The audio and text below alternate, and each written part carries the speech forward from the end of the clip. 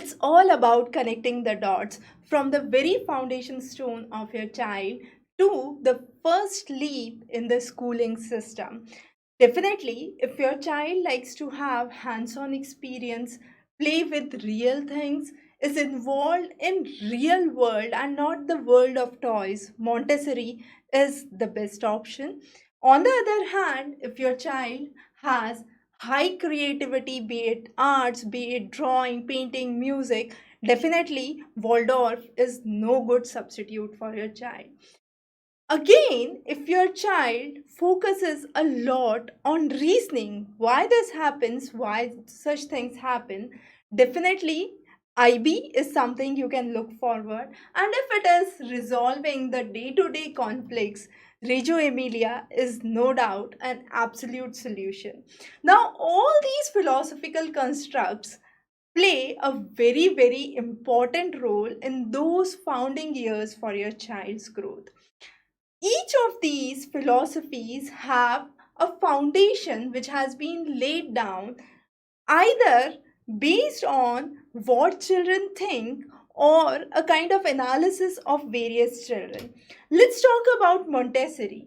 Now, Montessori was started by Maria Montessori and it was an Italian construct that she laid down. Her idea was focusing on the low income group children in the regions of Rome. She was a medico by profession, but her whole idea was focusing and structuring the education with minimal impact of technology, a maximum impact with hands-on activity and playing with real things and not exactly the pretended things. So it's not, a child would not like to play with a cooking set but would like to play with the real utensils in your kitchen, and that's what makes Montessori so different. Worldwide, you have more than 20,000 Montessoris, around of which 8,000 alone are in United States, with so huge curriculum with Montessori that is seen. There is lots and lots of ideas that revolve around it. Usually, they are individually owned and operated. So each of the Montessori could have a little different criteria as compared to another Montessori. But yes, the philosophical construct remains the same. The idea is to bring in leadership quality, bring in independent thought process, and yes, if your child has lot of engineering skills might be or mechanical skills that could be used, definitely Montessori is a very good step forward because it's a learning stone where a elder child teaches the younger child, and with each stage you would have a exposure that comes in, and a multi-aged group formations are there, so 0 to 3, 3 to 6, 6 to 9, and so on.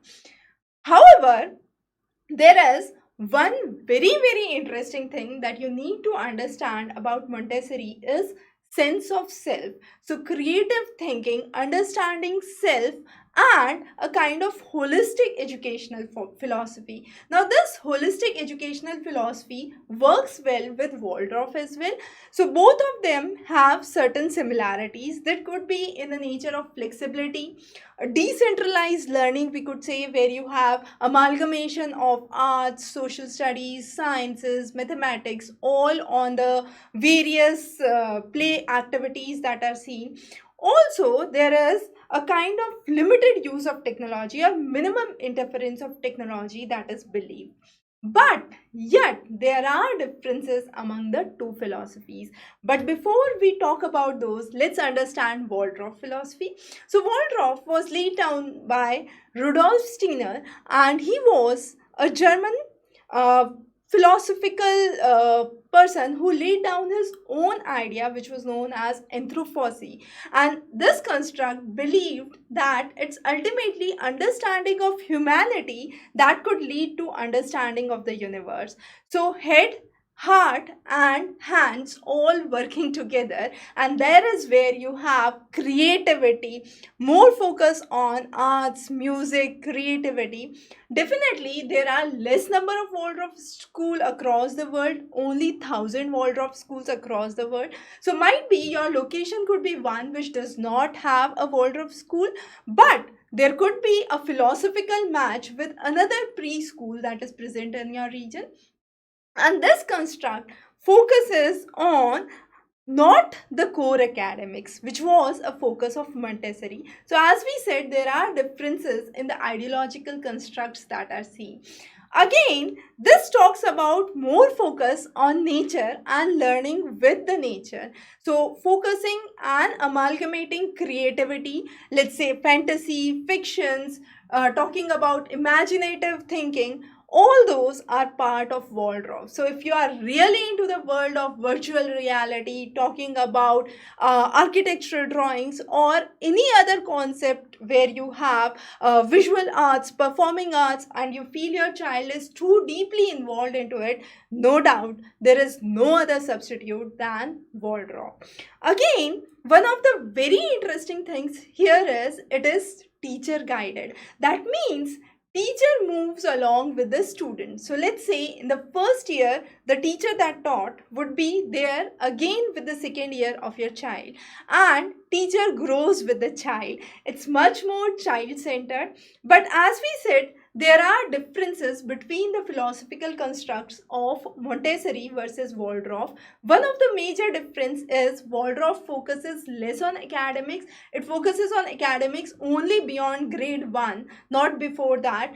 Core subjects are not taught in Waldorf, but yes, you have core subjects that are introduced into Montessori learning system.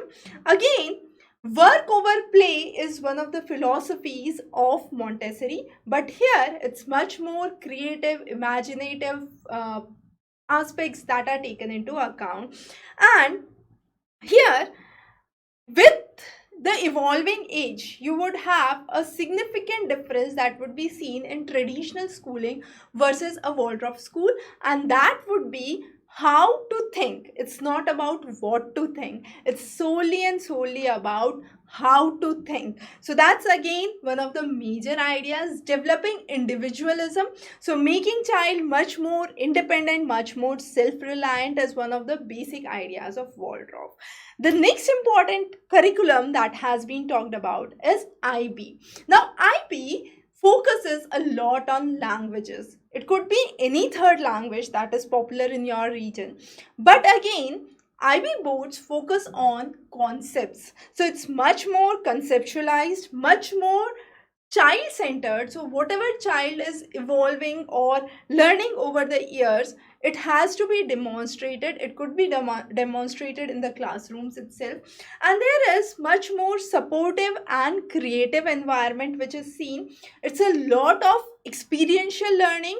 Resolving the problems, doing projects are again some of the basic ideas which are laid down under IB. So definitely in higher grades, if you are looking forward for, let's say, a IGCSE board or a IB board, definitely IB curriculum is much more suited because you have a very high focus which is given on languages and concept formation, which helps you to resolve conflict, be a good citizen later on.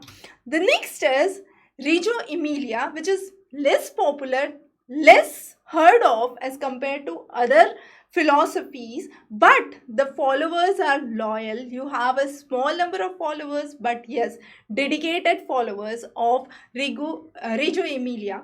Now, this construct focuses mainly on hands-on creative learning, which is based on projects, bringing much more creativity, freedom, and introduction of a new thought process for the child, where child is asked to do different concepts and create a methodology which has to be adopted. So it's much more kind of structured formulation, we could say, that works with Reggio Emilia.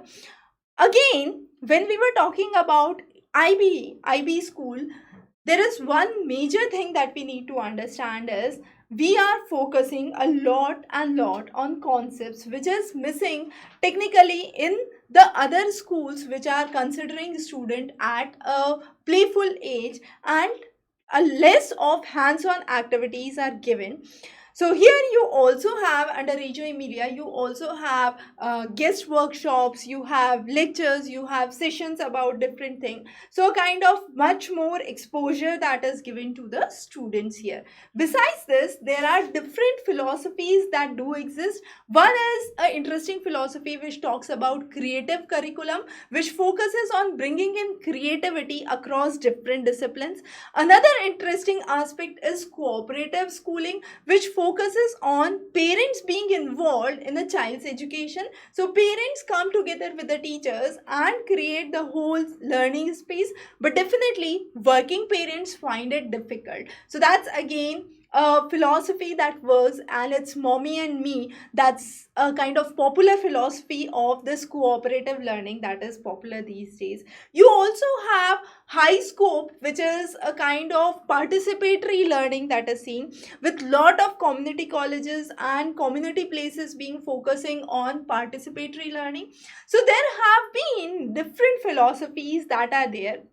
Now it's time for you to choose which works best for your child. So definitely, as we said, it's connecting a dot between what your child is, what basic criterias or what basic things you have in mind. Now some of those could be obviously the finance or the budget, talking about distance, and more importantly, the ideologies that we have already talked about. So definitely, as we said, there would be instances where you might not find a certain school which is present in your region or your locality, but yes, you could find another preschool which matches the ideology.